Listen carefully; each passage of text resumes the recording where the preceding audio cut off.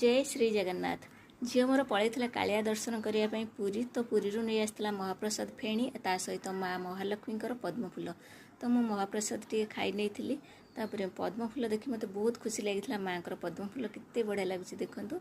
तापर मु रोषे चली जाइली आज पोटल कषा टे बनईबी ता सहित डाली टे तो पोटल काटी रखीदे आलूटा को आम भल भाव भाजी नवा टे मुझे आलूटा घोड़े घोड़े भाजे अल्प समय जमी सीझीज तरकारी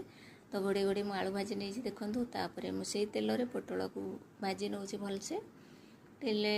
ब्राउन कलर हवा जाके आम भलसे भाजीदमा पोटलटा आमर हो गले पोटलटा काढ़ी नवा तापर आम मसला गोटे रेडी करदे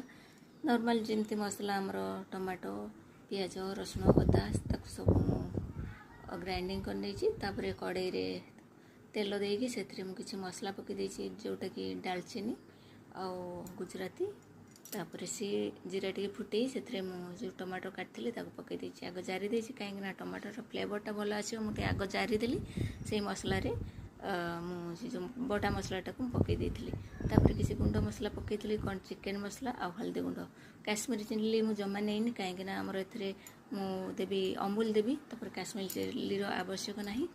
तो आम मसला सहित पोटल आलू पकई भल भाव कषि नवा घोड़े घोड़े कषि नवा आम मसला को जमा भी लगे दबानी कहीं जेकोसी तरकारी हेले मसलाटा लगिगले तार पोड़ा अंशटा आसो मसला कषाटा रेडी हो जाए मु पानी दे देखो तो बेसी मुझे दौनी पानी हल्का पानी देपर मुझे खोली चेक कर नौचे आमर मसलाटा भल भाव सीझिला कि ना